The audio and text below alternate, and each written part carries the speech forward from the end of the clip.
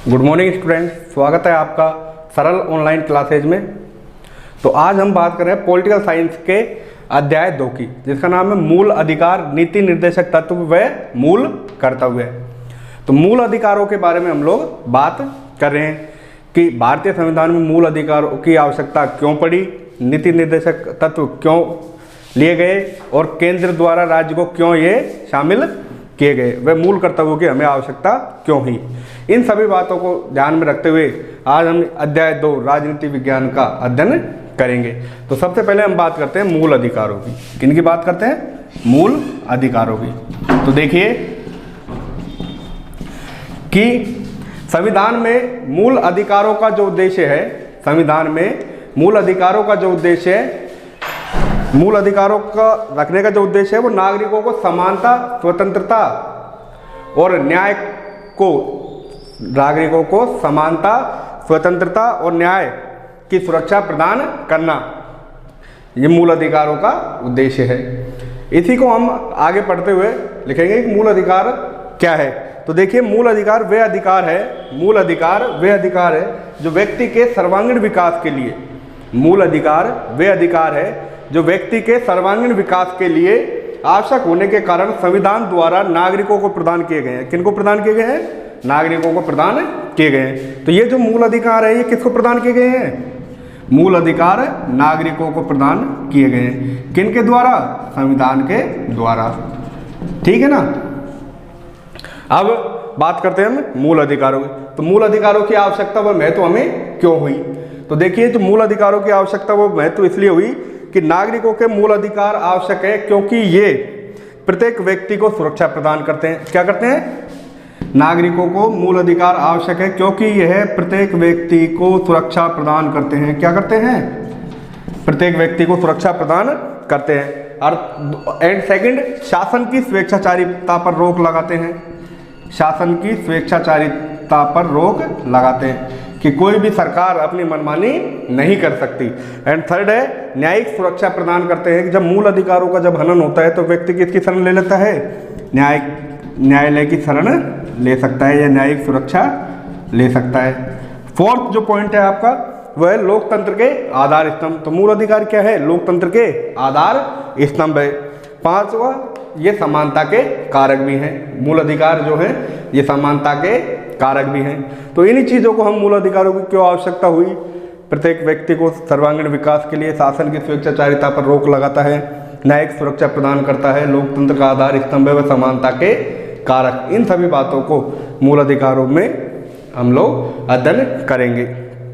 तो देखिए, मूल अधिकारों का जो सर्वप्रथम विकास हुआ था, अब बात करते हैं हम मूल अधिकारों। तो मूल अधिकारों का जो सर्वप्रथम विकास हुआ था, सर्वप्रथम विकास ये कहाँ हुआ था? ब्रिटेन में। मूल अधिकारों का जो सर्वप्रथम विकास हुआ था कहाँ हुआ था? ब्रिटेन में हुआ था। परंतु भारतीय संविधान में मूल अधिकारों को कहाँ से ग्रहण किया गया है? भारतीय संविधान में मूल अधिकारों को संयुक्त राज्य अमेरिका से ग्रहण किया गया है। कहाँ से ग्रहण किया गया है? संयुक्त राज्य अमेरिका अर्थात USA से। भारतीय संविधान में मूल अधिकार कहाँ से लिए गए हैं? अमेरिका से लिए गए हैं। कहाँ से लिए गए हैं? अमेरिका से लिए गए हैं। ठीक है ना। तो मूल अधिकार कहाँ से लिए गए हैं? भारतीय संविधान में अमेरिका से लिए गए हैं। तो मूल अधिकारों का सर्वप्रथम विकास हुआ था ब्रिटेन में, और सर्वप्रथम जो लिखित दस्तावेज मिला था वो ब्रिटेन में मिला था, जो 1215, देखिए, सम्राट जॉन द्वारा 1215 ईस्वी में जारी एक मैग्ना कार्टा, जिसको हम क्या कहते हैं? दस्तावेज भी कहते हैं। मैग्ना कार्टा जिसे हम क्या कहते हैं? दस्तावेज भी कहते हैं। ये 1215 ईस्वी में हमें कहाँ प्रकाशित मिला था? इंग्लैंड में ही मिला था। ठीक है ना। तो सर्वप्रथम लिखित संबंधी जो दस्तावेज है वो 1215 का मैग्ना कार्टा है। सर्वप्रथम 1215 ईस्वी का मैग्ना कार्टा, जिसे हम दस्तावेज भी कहते हैं। ठीक है ना।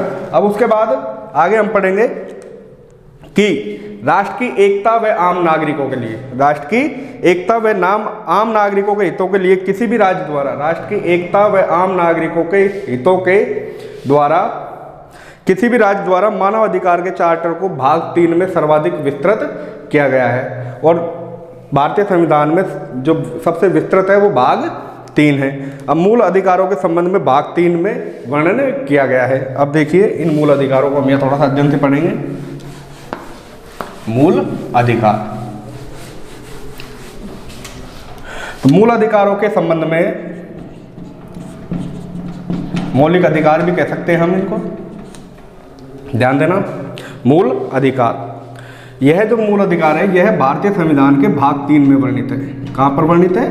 भाग 3 में वर्णित है। मूल अधिकार संविधान के कौन से भाग में वर्णित है? भाग 3 में वर्णित है।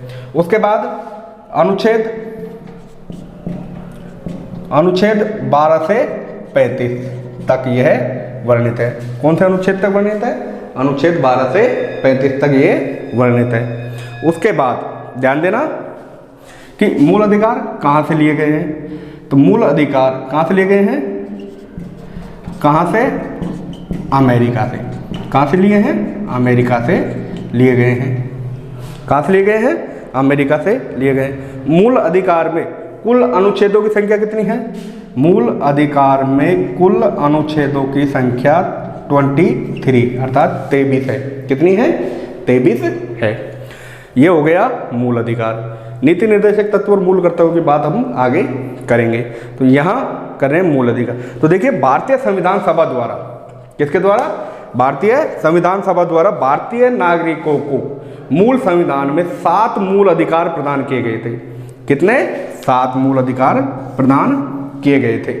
परंतु वर्तमान में 6 मूल अधिकार या मौलिक अधिकार भारतीय नागरिकों को दिए हुए हैं। कितने दिए हुए हैं? 6 मूल अधिकार दिए हुए हैं। अब वो कौन कौन से हैं जो मैं पहले भी आपको बता चुका हूँ? समानता का अधिकार, स्वतंत्रता का अधिकार, शोषण के विरुद्ध अधिकार, धार्मिक स्वतंत्रता का अधिकार, शिक्षा व संस्कृति का अधिकार, ठीक है ना, और संवैधानिक उपचारों का अधिकार। ये 6 है मूल अधिकार। अब 7वां जो मूल अधिकार था वो था संपत्ति का अधिकार। कौन सा था? संपत्ति का अधिकार। तो देखिए यह जो संपत्ति का अधिकार है, इसको संपत्ति के अधिकार को मूल अधिकारों की श्रेणी से हटाकर कहाँ रख दिया गया है? कानूनी अधिकार में। कहाँ रख दिया गया है? कानूनी अधिकारों में इसको रख दिया गया है, क्योंकि संपत्ति सभी के पास समान नहीं होती। संपत्ति के अधिकार को कानूनी अधिकारों की श्रेणी में रख दिया गया है। उसके बाद भाग 3 में था पहले, अब कौन से भाग में वर्णित है? ये भाग 12 में। पहले अनुच्छेद यहाँ थे, इन्हीं अनुच्छेदों में से एक में था। अब वर्तमान में यह अनुच्छेद 300 के में वर्णित है। किस में वर्णित है? अनुच्छेद 300 के में यह वर्णित है। क्या? भारतीय जो मूल अधिकार था 7वां वो, ठीक है ना। कौन सा? संपत्ति का अधिकार। तो कहने का तात्पर्य है कि भारतीय संविधान सभा द्वारा मूल संविधान में भारतीय नागरिकों को 7 मूल अधिकार प्रदान किए गए थे। परंतु वर्तमान में कितने मूल अधिकार है? 6। तो 7वां जो मूल अधिकार था संपत्ति का अधिकार, इसे 44वें संविधान संशोधन 1978 के द्वारा, 44वें संविधान संशोधन 1978 के द्वारा इसे मूल अधिकारों की श्रेणी से हटाकर किसमें शामिल कर दिया है? इसे कानूनी अधिकार की श्रेणी में शामिल कर दिया है। भाग 12 अनुच्छेद 300 के में वर्तमान में 6 ही मौलिक अधिकार है। कितने अधिकार है? वर्तमान में 6 ही मौलिक अधिकार है। ये ध्यान से समझ लेना। अब देखिए वर्तमान में जो 6 मौलिक अधिकार है या मूल अधिकार है वो कौन कौन से हैं? मैं आपको पहले बता चुका हूँ। समानता का अधिकार अनुच्छेद 14 से 18, स्वतंत्रता का अधिकार अनुच्छेद 19 से 22, शोषण के विरुद्ध अधिकार अनुच्छेद 23-24, धार्मिक स्वतंत्रता का अधिकार अनुच्छेद 25 से 28, शिक्षा व संस्कृति का अधिकार अनुच्छेद 29-30, संवैधानिक उपचारों का अधिकार अनुच्छेद 32। ठीक है ना। ये जो 6 मूल अधिकार हैं इनको हम यहाँ अध्ययन करेंगे। ठीक है ना। तो अब आता है सबसे पहले जो अधिकार आता है वो आता है समानता का अधिकार। कौन सा अधिकार आता है? समानता का अधिकार। तो देखिए स्टूडेंट, कई जगह समता भी लिखा हुआ था, समानता या समता का अधिकार अनुच्छेद 14 to 18 अर्थात 14 से 18। ठीक है ना, ये ध्यान रखना है। तो समानता का जो अधिकार है अनुच्छेद 14 से 18 में वर्णित है। किस में वर्णित है? अनुच्छेद 14 से 18 में वर्णित है। तो देखिए भारतीय संविधान में प्रत्येक नागरिक को कानून के समक्ष समानता प्रदान की गई है। किसके समक्ष? कानून के समक्ष समानता प्रदान की गई है। इन्हीं चीज़ों का हम यहाँ अध्ययन करेंगे। उससे पहले ध्यान में हमें ये रखना है कि समानता का अधिकार अनुच्छेद 14 से 18। तो भारतीय संविधान में प्रत्येक नागरिकों को कानून के समक्ष समानता, राज्य में रोजगार के अवसरों की समानता व सामाजिक समानता प्रदान की गई है। इस हेतु संविधान में निम्न प्रावधान किए गए हैं। तो पहला जो प्रावधान आता है, पहला जो अनुच्छेद आता है वो अनुच्छेद आता है अनुच्छेद 14 या 14। ध्यान से देखना, अनुच्छेद 14 कानून के समक्ष समानता, कानून के समक्ष समानता या कानून के समक्ष समानता या विधियों में समान संरक्षण, विधियों में समान संरक्षण। ठीक है, ये हम यहाँ पढ़ेंगे। अनुच्छेद 14 क्या कहता है? कानून के समक्ष समानता या विधियों के समान समक्ष संरक्षण, अर्थात सभी व्यक्ति कानून के समक्ष समान है। किसी भी व्यक्ति के साथ कानून के सामने अमीर या गरीब किसी के साथ किसी भी प्रकार का कोई भेदभाव नहीं किया जाएगा। जो कानूनी बात है उसको कानूनी रूप से निर्वहन किया जाएगा और उसमें उसको न्याय दिलवाया जाएगा। अनुच्छेद 14 ये कहता है। ठीक है, उसके बाद आता है अनुच्छेद 15, जिसे हम आर्टिकल भी कह सकते हैं। आर्टिकल 15 देखिए, धर्म मूलवंश, अनुच्छेद 15 क्या कहता है? धर्म मूलवंश जाति, धर्म मूलवंश जाति, ठीक है ना, लिंग या जन्म स्थान के आधार पर, लिंग या जन्म स्थान के आधार पर, लिंग या जन्म स्थान के आधार पर भेदभाव निषेध है। क्या माना गया है? भेदभाव निषेध माना गया है। तो देखिए, ये कह रहा है अनुच्छेद 15 क्या कहता है कि किसी भी व्यक्ति को धर्म, मूलवंश, जाति, लिंग या जन्म स्थान के आधार पर भेदभाव नहीं करना चाहिए कि व्यक्ति किस धर्म का है, हिंदू है, मुस्लिम है, सिख है, जो भी धर्म है, मूलवंश, जाति, उच्च निम्न वर्ण, किसी भी प्रकार के व्यक्ति के साथ कोई भी भेदभाव नहीं करना चाहिए। कोई छोटा है, कोई बड़ा है, नाटा है, लंबा है।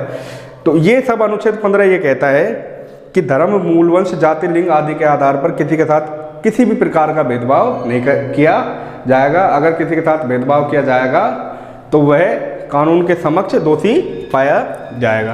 उसके बाद आता है अनुच्छेद 16। अनुच्छेद 16 कहता है कि लोक नियोजन के विषय में अवसर की समानता, लोक नियोजन के विषय में अवसर की समानता, लोक नियोजन के विषय में अवसर की समानता, अर्थात लोक नियोजन, ठीक है ना, कि नौकरी में समान अवसर के प्रदान की गारंटी दी गई है। लोक नियोजन कि सभी को समान रूप से क्या मिलेंगे? अवसर मिलेंगे। किसमें? नौकरियों में। ठीक है ना, यह अनुच्छेद 16 कहता है। यह कहता है कि इस अनुच्छेद के देश के सभी नागरिकों को राज्य के अधीन नौकरी में समान अवसर प्रदान किए गए हैं। अनुच्छेद 16। उसके बाद जो अनुच्छेद आता है वो आपके आता है नेक्स्ट, यहाँ 14, 15, 16। उसके बाद जो अनुच्छेद आएगा वो आएगा 17। कौन सा अनुच्छेद आएगा? 17। जो ये है अनुच्छेद 12th क्लास के लिए बहुत ही इंपॉर्टेंट है, तो ध्यान रखना। अनुच्छेद 17, अस्पृश्यता का अंत। किसका अंत? अस्पृश्यता। अस्पृश्यता जिसे यहाँ छुआछूत भी कहा जाता है, ठीक है ना, अर्थात सामाजिक समानता बढ़ाने हेतु, अनुच्छेद 17 कहता है कि सामाजिक समानता बढ़ाने हेतु संविधान में अस्पृश्यता का पूर्ण निषेध किया गया है। अर्थात ऐसा करने पर दंडनीय अपराध माना जाएगा अगर कोई व्यक्ति किसी व्यक्ति के साथ भेदभाव करता है, जात पात को लेकर, ऊंच नीच को लेकर। इसी संदर्भ में अनुसूचित जाति व जनजाति निरोधक अधिनियम 1989 पारित किया गया है। इसी संबंध में अनुसूचित जाति जनजाति निरोधक अधिनियम 1989 क्या किया गया है? पारित किया गया है। अनुच्छेद 17 अस्पृश्यता का अंत, ठीक है ना। अगर कोई व्यक्ति ऐसा करता हुआ पाया जाएगा तो वो कानून के समक्ष दोषी माना जाएगा। अब आता है आपका अनुच्छेद 18।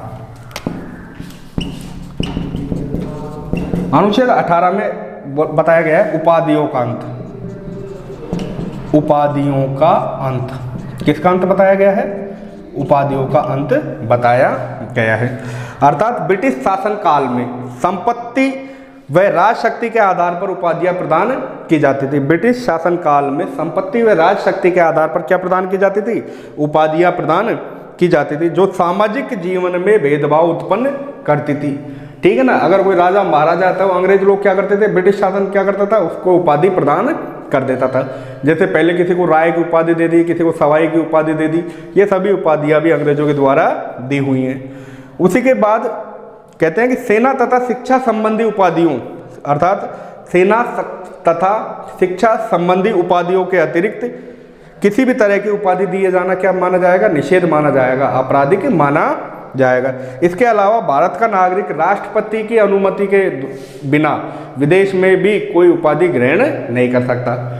कहते हैं कि अगर कोई भारत का नागरिक है, विदेश रह रहा है, तो बगैर राष्ट्रपति की अनुमति के वह विदेश में कोई भी उपाधि धारण नहीं कर सकता। इसलिए उन उपाधियों को क्या कर दिया गया? अंत कर दिया गया। ठीक है ना। अर्थात ब्रिटिश लोगों ने जो उपाधियां भारतीयों को प्रदान की थी, भारतीयों ने उन उपाधियों को क्या कर दिया? अंत कर दिया। उसके बाद अगला जो आता है आपके, ये पहला समानता का अधिकार आपका कंप्लीट होता है। अनुच्छेद 14 कहता है, क्या कहता है? विधि के समक्ष समानता, अर्थात कानून के समक्ष समानता। 15 लोक नियोजन व अवसर की समानता। अनुच्छेद 15 कहता है धर्म, मूलवंश, जाति, लिंग के आधार पर समान भेदभाव नहीं किया जाएगा। अनुच्छेद 16 लोक नियोजन व अवसर की समानता। अनुच्छेद 17 अस्पृश्यता का अंत और अनुच्छेद 18 उपाधियों का अंत। इन सभी चीज़ों को समानता के अधिकार में शामिल किया गया है। ठीक है। इसके बाद जो आता है वो आता है स्वतंत्रता का अधिकार। कौन सा आता है? स्वतंत्रता का अधिकार। तो देखिए, स्वतंत्रता का अधिकार दूसरा मूल अधिकार है। यह मूल अधिकार अनुच्छेद 19 से 22 तक वर्णित है। कहाँ तक वर्णित है? अनुच्छेद 19 से 22 तक वर्णित है। तो सबसे पहले स्वतंत्रता के अधिकारों की हम बात करें तो सबसे पहला जो अनुच्छेद आता है वो आता है अनुच्छेद 19 या आर्टिकल 19। ये कहता है कि स्वतंत्रता का अधिकार, अनुच्छेद 19 किसका अधिकार बताता है? स्वतंत्रता का अधिकार बताता है। तो देखिए कौन सा अधिकार बताता है? स्वतंत्रता का। इसमें व्यक्ति को 6 प्रकार की बुनियादी स्वतंत्रताएं प्रदान की गई है। कितने प्रकार की? 6 प्रकार की बुनियादी स्वतंत्रताएं प्रदान की गई है अनुच्छेद 19 में। 6 प्रकार की बुनियादी स्वतंत्रताएं प्रदान की गई हैं, स्वतंत्रता प्रदान की गई है। ठीक है ना। अब इनमें सबसे पहले जो आती है अनुच्छेद 19 क आता है। कौन सा आता है? अनुच्छेद 19 क। विचार व अभिव्यक्ति की स्वतंत्रता, अर्थात प्रेस की स्वतंत्रता। विचार व अभिव्यक्ति की स्वतंत्रता अर्थात प्रेस की स्वतंत्रता, अनुच्छेद 19 क। ठीक है ना। इसमें प्रचार प्रसार की भी स्वतंत्रता दी जाती है। अर्थात इसमें कहा जाता है कि भारत के सभी नागरिकों को विचार अभिव्यक्त करके भाषण देने तथा व्यक्तियों के विचारों को प्रचार प्रसार करने की स्वतंत्रता है। इसमें प्रेस की स्वतंत्रता भी शामिल है, किंतु इस अधिकार का दुरुपयोग करने के लिए प्रतिबंध भी लगाए गए हैं। यह अनुच्छेद 19 में आ जाएगा। विचार व अभिव्यक्ति की स्वतंत्रता। किसकी स्वतंत्रता? विचार व अभिव्यक्ति की स्वतंत्रता।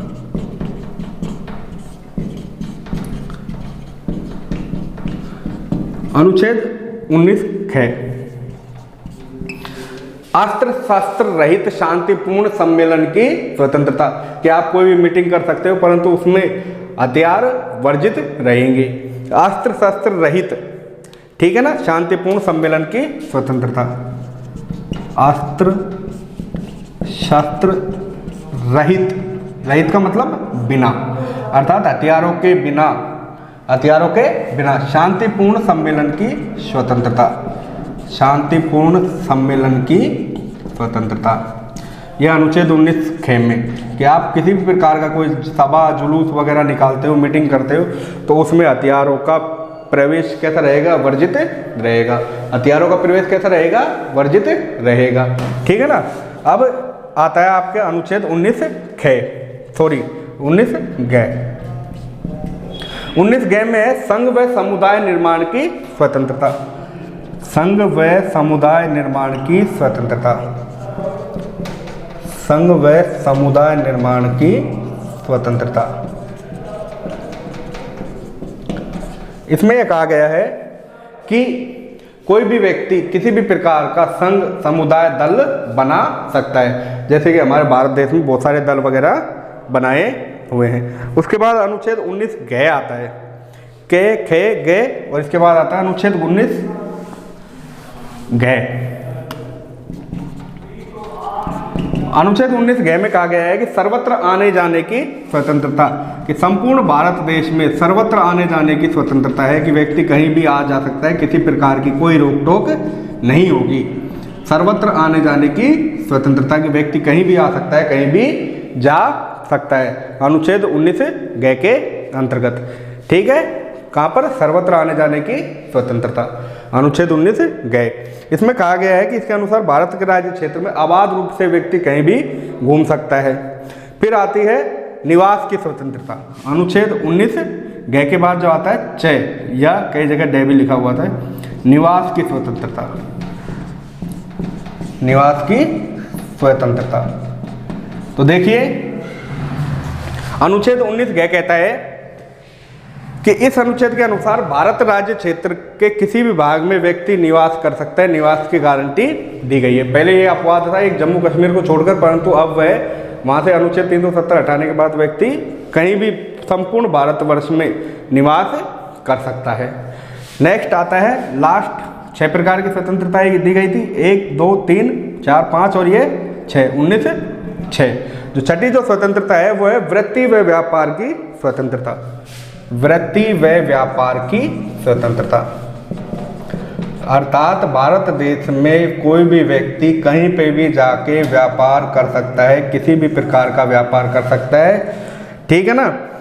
वृत्ति आजीविका, अपने जीवन जीने के लिए किसी भी प्रकार का व्यापार तथा व्यवसाय करने की स्वतंत्रता प्रदान की गई है, किंतु जनहित में नशीली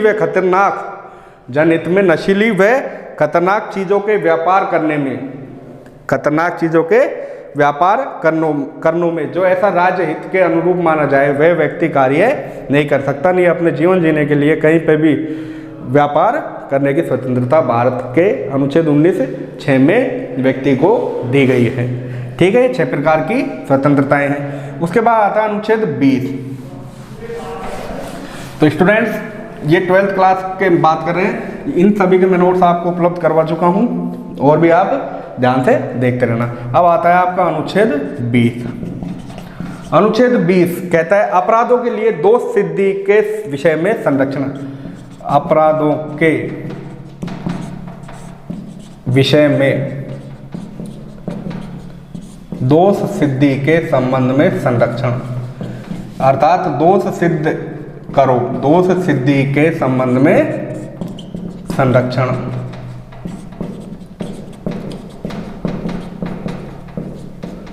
तो देखिए अनुच्छेद 20 क्या कहता है, अपराधों के लिए या अपराधों के लिए दोष सिद्धि के विषय में संरक्षण।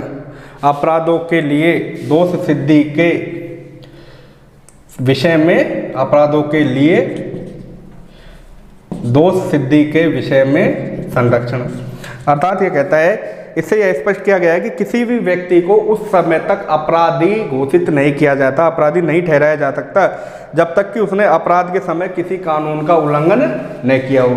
जब तक कि उसने अपराध के समय किसी कानून का क्या नहीं किया हो, उल्लंघन नहीं किया हो, सबसे पहली बात। दूसरी बात यह है कि किसी व्यक्ति को एक अपराध के लिए, किसी व्यक्ति को एक अपराध के लिए एक से अधिक बार सजा नहीं दी जा सकती। एंड थर्ड है कि किसी व्यक्ति को अपराध करने के समय निर्धारित सजा से अधिक सजा भी नहीं मिल सकती, और व्यक्ति को अधिकार होता है कि उसने किस विषय में दोष किया है वह सिद्ध करने का या सिद्ध करवाने का उसको अधिकार है। उसके बाद आता है अनुच्छेद 21, जीवन जीने की स्वतंत्रता।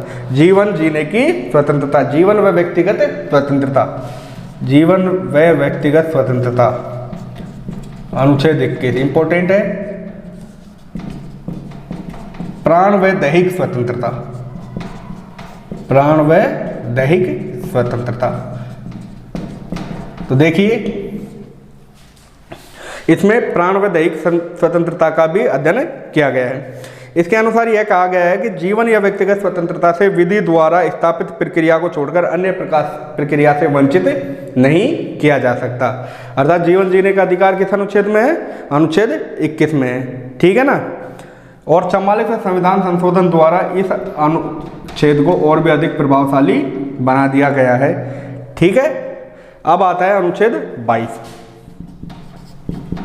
अनुच्छेद 22। तो देखिए अनुच्छेद 22 बंदीकरण में संरक्षण, अनुच्छेद 22 कहता है बंदीकरण में संरक्षण, बंदीकरण में संरक्षण। अर्थात इसमें बंदी को बंदी बनाने से पहले उसको बंदी बनाने का कारण जानने का भी अधिकार है।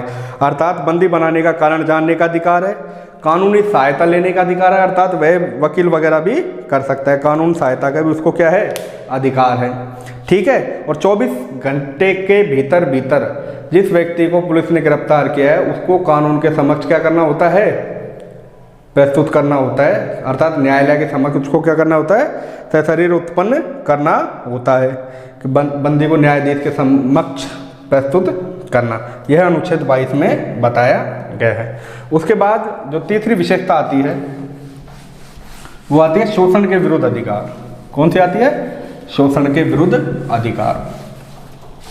देखिए इससे पहले शोषण के विरुद्ध अधिकार से पहले एक और टॉपिक पढ़ेंगे जिस टॉपिक का नाम है आपके अध्याय में निवारक नजरबंदी। एक और टॉपिक है जिसका नाम है निवारक नजरबंदी। तो देखिए निवारक नजरबंदी ये क्या कहना चाह रहा है? ये आप अगला टॉपिक है। और निवारक नजरबंदी से पहले मैं आपको बताना चाहूँगा कि अनुच्छेद 21 पढ़ा था, प्राण व दैहिक स्वतंत्रता, जीवन जीने का स्वतंत्र। उसके बाद एक और अनुच्छेद आता है अनुच्छेद 21 के, इसमें शिक्षा का अधिकार। किसका अधिकार? शिक्षा का अधिकार। तो शिक्षा के अधिकार में यह कहा गया है कि 86वें संविधान संशोधन अधिनियम 2002 के तहत अनुच्छेद 21 के को मौलिक अधिकार का दर्जा दिया गया है। इसमें 6 से 14 वर्ष तक के सभी बच्चों को निःशुल्क व अनिवार्य शिक्षा प्राप्त करने का अधिकार प्रदान किया गया है। अनुच्छेद 21 के शिक्षा का अधिकार, निःशुल्क शिक्षा 14 वर्ष तक के बच्चों को, ठीक है, 8वीं क्लास तक। अब आगे पढ़ेंगे हम निवारक नजरबंदी। निवारक नजरबंदी, तो देखिए निवारक नजरबंदी, इससे तात्पर्य है बिना किसी न्यायिक प्रक्रिया के, बिना किसी न्यायिक प्रक्रिया के नजरबंदी से है, बिना किसी न्यायिक प्रक्रिया के नजरबंदी से है, न्यायिक प्रक्रिया की नजरबंदी से है। अर्थात यह अपराध को दंडित करने से नहीं बल्कि अपराध करने से रोकने की प्रक्रिया है। निवारक नजरबंदी जो प्रक्रिया है यह अपराधी को दंडित करने से नहीं बल्कि अपराधी को अपराध करने से रोकने की प्रक्रिया है। और जब राज्य को यह अनुमान हो जाए कि किसी व्यक्ति से खतरा उत्पन्न है या खतरा उत्पन्न होने वाला है या राज्य की सुरक्षा को खतरा है, तो क्या करता है? न्यायालय उस व्यक्ति को गिरफ्तार करके 3 महीने तक नज़रबंद कर सकता है।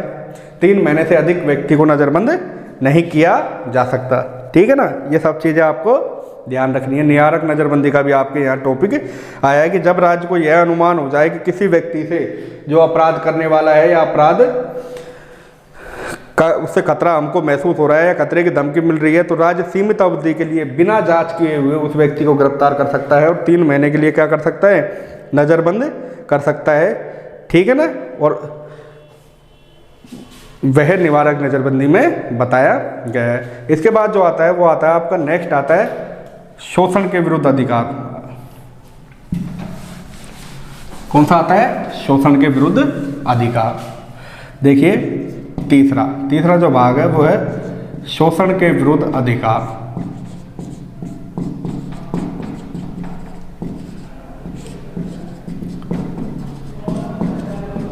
शोषण के विरुद्ध अधिकार। तो देखिए शोषण के विरुद्ध अधिकारों में जो अनुच्छेद है वो अनुच्छेद है 23 और 24। तो अनुच्छेद 23 23 क्या कहता है कि मानव के क्रय विक्रय व बेगार पर रोक। मानव के क्रय विक्रय व बेगार पर रोक। मानव के क्रय विक्रय व बेगार पर रोक। अर्थात इसमें कहा गया है कि मानव के क्रय विक्रय अर्थात मानव के खरीदने और बेचने पर क्या लगाया जाए, रोक लगाई जाए। वह किसी व्यक्ति को जो बेगार बगैर पैसे के जो मजदूरी करते हैं, बेगारी करते हैं, उन पर क्या किया जाए, रोक लगाई जाए। इस अनुच्छेद द्वारा बेगार तथा इसी प्रकार का जबरदस्ती करवाए हुए श्रम का निषेध किया गया है। जो जबरदस्ती जो श्रम करवाया जाता है उस बेगार कहते हैं। क्या कहते हैं, बेगार। उस पर क्या किया गया है, निषेध, पाबंदी लगाई गई है। हमारे देश में सदियों से किसी न किसी रूप से दास्ता की प्रथा प्रचलन है। किसकी, दास्ता। उसमें व्यक्ति अगर कोई कर्ज ले लेता है तो उसकी पीढ़ी दर पीढ़ी व्यक्ति को बेगार करनी होती है। यह आपके अनुच्छेद 23 में आता है। उसके बाद आता है अनुच्छेद 24। ठीक है, इसमें क्या क्या आ गया है, बाल श्रम का निषेध। किसका निषेध, बाल श्रम का निषेध। बाल श्रम का निषेध। बाल श्रम 14 वर्ष से कम उम्र का बालक, 14 वर्ष से कम उम्र का बालक जो किसी होटल, ढाबे, कारखाने या खानों या जोखिम वाले कामों में अगर कोई व्यक्ति 14 वर्ष से कम उम्र के बालक को काम पर रखता है तो वह व्यक्ति दोषी पाया जाएगा। अर्थात 14 बाल श्रम का निषेध अर्थात 14 वर्ष से कम उम्र के बालकों को कारखानों, जोखिम भरे कामों में लगाने का निषेध अपराध माना गया है। ठीक है, यह अनुच्छेद 24 में आ जाता है। उसके बाद जो आता है आपका नेक्स्ट चौथा जो अधिकार आता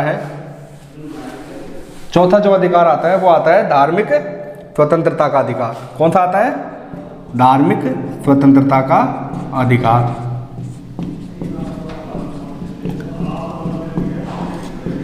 धार्मिक स्वतंत्रता का अधिकार अनुच्छेद 25 से 28। कौन से अनुच्छेद में आते हैं, अनुच्छेद 25 से 28 में आते हैं। कि कौन सा अधिकार आता है, धार्मिक स्वतंत्रता का अधिकार आता है। देखिए अब हम पढ़ते हैं धार्मिक स्वतंत्रता।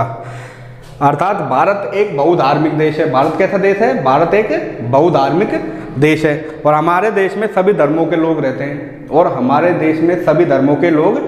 हैं। किसी धर्म के साथ किसी भी प्रकार का कोई भेदभाव नहीं किया जाता क्योंकि भारत एक बहुधार्मिक देश है। जैसे कि प्रस्तावना में कहा गया था अनुच्छेद 25, ठीक है ना, किसी भी धर्म को मानने की छूट दी गई है। अब हम बात करते हैं अनुच्छेद 25 की। अनुच्छेद 25 कहता है अंतःकरण की स्वतंत्रता। किसकी स्वतंत्रता, अंतःकरण की स्वतंत्रता। अंतःकरण की स्वतंत्रता कि इसमें कोई भी व्यक्ति किसी भी धर्म को स्वीकार कर सकता है। अंतःकरण उसकी आंतरिक इच्छा के अनुरूप। इसमें कोई भी व्यक्ति किसी भी धर्म को क्या कर सकता है, स्वीकार कर सकता है, अनुसरण कर सकता है, प्रचार करने का अधिकार उसको प्राप्त है और धार्मिक संस्थाओं में बिना किसी भेदभाव के पूजा अर्चना का अधिकार दिया गया है। धार्मिक संस्थाओं में, मंदिर मस्जिदों में पूजा करने का सभी व्यक्तियों को क्या दिया गया है, अधिकार दिया गया है। अगर ऐसा करने से कोई व्यक्ति अगर रोकता है तो वह व्यक्ति दोषी सिद्ध होगा। अनुच्छेद 25। उसके बाद आता है अनुच्छेद 26। यह है धार्मिक मामलों का प्रबंध करने की स्वतंत्रता। धार्मिक मामलों का प्रबंध करने की स्वतंत्रता। धार्मिक मामलों का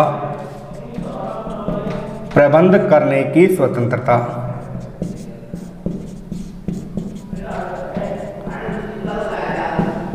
अर्थात कोई भी व्यक्ति, अर्थात कोई भी व्यक्ति धार्मिक और धर्मार्थ परियोजनाओं के लिए, धार्मिक और धर्मार्थ परियोजना के लिए, धार्मिक कार्यक्रमों के लिए संस्थाओं की स्थापना कर सकता है, धर्म विषय कार्यों का प्रबंधन कर सकता है, चल अचल संपत्ति के अर्जन व स्वामित्व का अधिकार ग्रहण कर सकता है, उस संपत्ति को विधि के अनुसार संचालन करने का अधिकार कर सकता है। अर्थात व्यक्ति धार्मिक मामलों का प्रबंध, धार्मिक मामलों में जाकर क्या कर सकता है, सहायता कर सकता है, प्रबंधन कर सकता है। उसके बाद आता है अनुच्छेद 27, जो कि साइलेंट है। यहाँ हम पढ़ेंगे अनुच्छेद 28 को। किसको पढ़ेंगे? अनुच्छेद 28 को यहाँ हम लोग देखेंगे। तो अनुच्छेद 28 क्या कहता है? राजकीय संस्थाओं में धार्मिक शिक्षण पर रोक। राजकीय संस्थाओं में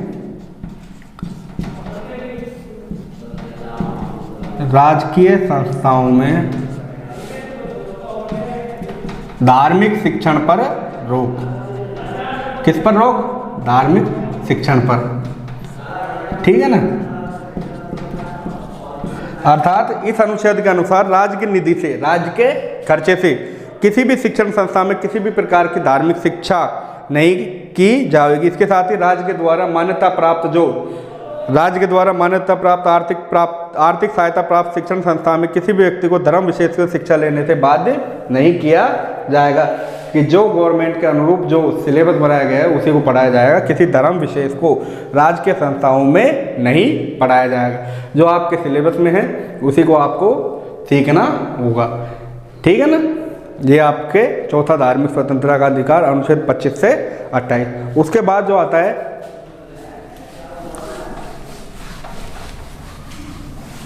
पांचवा जो अधिकार आता है आपका,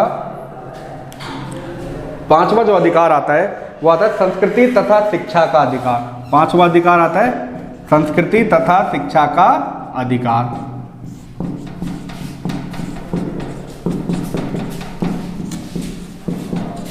अनुच्छेद 29 एंड 30, संस्कृति व शिक्षा का अधिकार। तो देखिए अनुच्छेद 29 क्या कहता है? अनुच्छेद 29 कहता है अल्पसंख्यक वर्गों के हितों की सुरक्षा। अल्पसंख्यक वर्गों के हितों की सुरक्षा। अल्पसंख्यक वर्गों के हितों की सुरक्षा। वर्गों के हितों की सुरक्षा।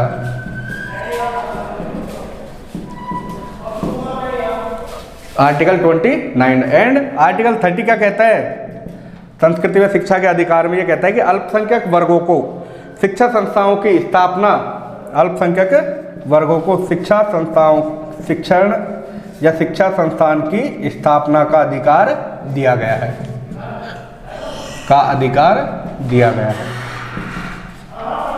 ठीक है ना। शिक्षा संस्थाओं की स्थापना व संचालन करने का अधिकार अनुच्छेद 30 में दिया गया है। शिक्षा संस्थाओं की स्थापना व संचालन का अधिकार दिया गया है। धन्यवाद।